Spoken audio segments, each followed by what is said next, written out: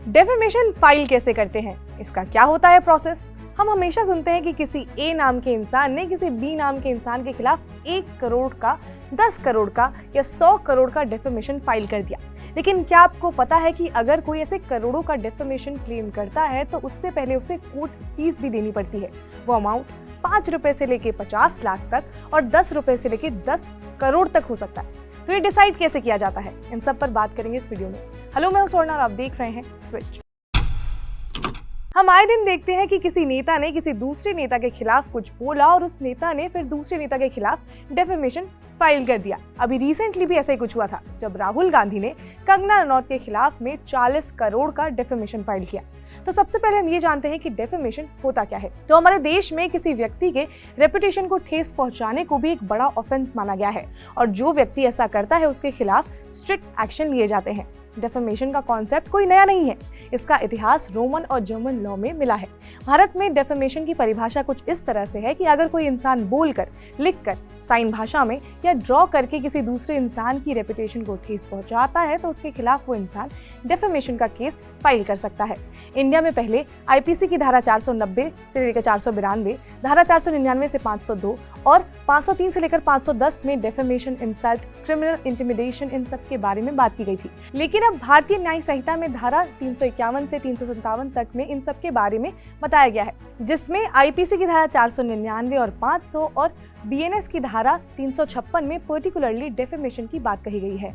तो जो भी इंसान बोलकर, लिखकर, पढ़कर, ड्रॉ करके आपके खिलाफ झूठी बातें करता है जिससे आपकी रेपुटेशन को ठेस पहुंचती है तो उसके बाद आप उस इंसान के खिलाफ में डेफेमेशन फाइल कर सकते हैं। लेकिन इसको फाइल करने का प्रोसेस क्या होता है? तो डेफेमेशन 2 तरह के होते हैं, एक सिविल डेफेमेशन और दूसरा क्रिमिनल डेफेमेशन। अब इसको हम थोड़ा आसान भाषा में समझ लेते हैं। तो मान लीजिए ए नाम के व्यक्ति को बी नाम के व्यक्ति के खिलाफ डेफेमेशन फाइल करनी है, लेकिन उसे उससे पैसे नहीं चाहिए, उसे बी नाम के व्यक्ति को बस सजा दिलवानी है। तो वो केस जो है वो क्रिमिनल ऑफेंस के तहत रजिस्टर करवा सकता है। ये ऑफेंस क्रिमिनल जरूर होता है लेकिन ये एक नॉन कॉग्निजेबल ऑफेंस है, जिसका मतलब ये हुआ कि इस मामले में पुलिस बिना कोर्ट के परमिशन के कोई एफआईआर रजिस्टर नहीं कर सकती है, न ही मामले की कोई भी इन्वेस्टिगेशन कर सकती है। इसके लिए व्यक्ति को बस सेशन कोर्ट में जाकर मजिस्ट्रेट को अपनी कंप्लेन रजिस्टर करवानी होगी। कंप्लेन रजिस्टर करते समय कोर्ट में जो टिकट फीस होती है उस व्यक्ति को बस वो अमाउंट पे करना होगा, जो हर स्टेट का अलग अलग होता है, कहीं पर 10 रुपए तो कहीं पर 20 रुपए। फिर मामले की कार्रवाई होगी, जिसके खिलाफ मानहानि किया गया है उन्हें समन भेजा जाएगा और फिर अगर वो दोषी करार होता है तो उस व्यक्ति को मैक्सिमम 2 साल की सजा हो सकती है। लेकिन मान लीजिए कि अब ए नाम के व्यक्ति को लगा कि उसे बी नाम के व्यक्ति को बस सजा नहीं दिलवानी बल्कि उससे फाइन भी लेना है, तो ए नाम का व्यक्ति जो है वो बी नाम के व्यक्ति के खिलाफ सिविल डेफेमेशन फाइल कर सकता है।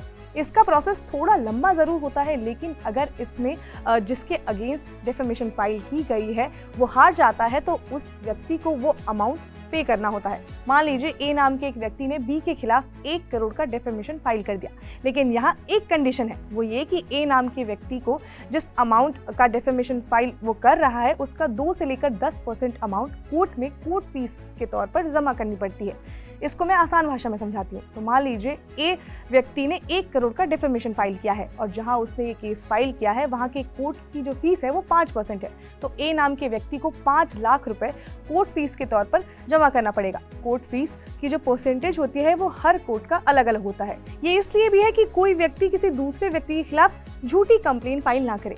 फिर इसके बाद इस मामले की आगे की प्रोसीडिंग होती है, जिसमें ए नाम के व्यक्ति को ये साबित करना होता है कि बी नाम के व्यक्ति ने कैसे उसके इमेज को डैमेज किया है, और अगर सारे आरोप सिद्ध हो जाते हैं तो बी नाम के व्यक्ति को वो जो अमाउंट है, जो हमने जिसकी बात 1 करोड़ की थी, वो अमाउंट बी नाम के व्यक्ति को ए नाम के व्यक्ति को पे करना होगा। डेफेमेशन किसी इंसान, ऑर्गेनाइजेशन के खिलाफ भी किया जा सकता है, लेकिन कुछ केसेस में आप डेफेमेशन नहीं कर सकते हैं। जैसे कि कोर्ट के हियरिंग में अगर कोई व्यक्ति किसी दूसरे व्यक्ति के खिलाफ कुछ बोलता है तो उसके अगेंस्ट डेफेमेशन फाइल नहीं की जा सकती है।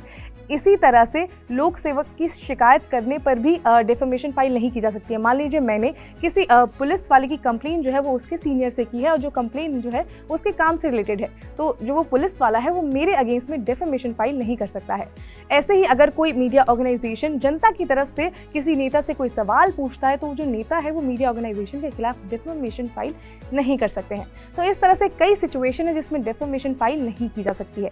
लेकिन इसमें सबसे पहले ये होता है कि जो एक लीगल नोटिस होता है, मान लीजिए ए नाम के जो व्यक्ति है उनकी जो भी कंप्लेन है वो उस कंप्लेन को लीगल नोटिस के जरिए बी नाम के व्यक्ति तक पहुंचाएंगे, जिससे वो उस बात को समझे, और अगर वो उस बात को समझ जाते हैं जो मैटर है वो कोर्ट में जाने से पहले ही सॉर्ट हो सकता है। लेकिन अगर ऐसा नहीं हुआ तो जो मामला है वो कोर्ट तक जाएगा, फिर उसकी कोर्ट की सुनवाई होगी, और अगर बी नाम का व्यक्ति उसमें दोषी करार साबित हो जाता है तो उसे सजा या फाइन देनी पड़ेगी। तो अब आई होप आप ये समझ गए होंगे कि डिफेमेशन होता कैसे है और इसका क्या प्रोसेस है इसको फाइल करने का। तो अगर आपको ये वीडियो इन्फॉर्मेटिव लगी हो तो इस वीडियो को लाइक करें, शेयर करें और सब्सक्राइब करें स्विच को।